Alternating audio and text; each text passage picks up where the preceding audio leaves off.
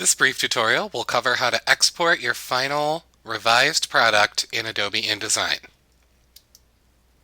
As far as the materials you'll need to complete this task, you'll be using either a PC or a Mac with Adobe InDesign. You're going to follow 3 easy steps.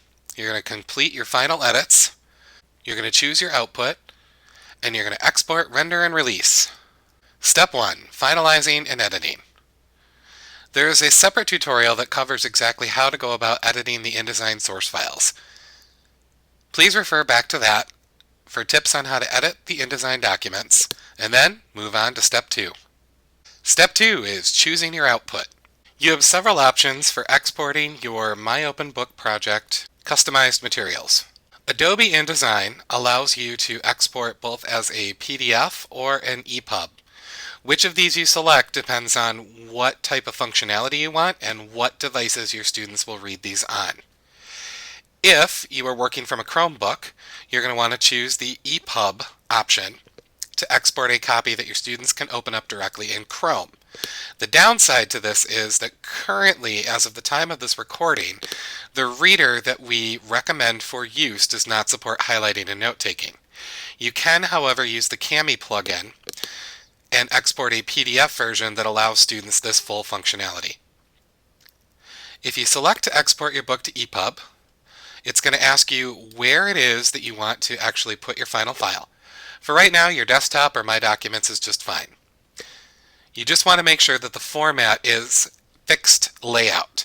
What this means is it will scale up or down in size depending on the size of the screen and the device that students are using this on. When you're done with that, you'll click the Save button, and you'll be able to choose a cover image here. You can choose to keep our specialized cover on or create one of your own. You're going to want a table of contents that is going to be based off of file name. This is why things are called Chapter 1, Section 1.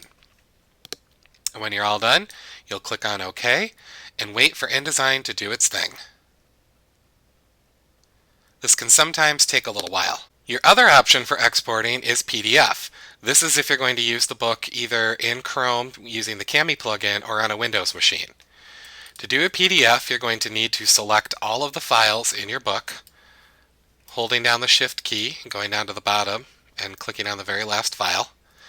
Then click your drop-down menu and choose Export Book to PDF. The screen that will pop up will ask you where you want to save it. For right now, your desktop is just fine. And you're going to want to make sure that the format is chosen as interactive.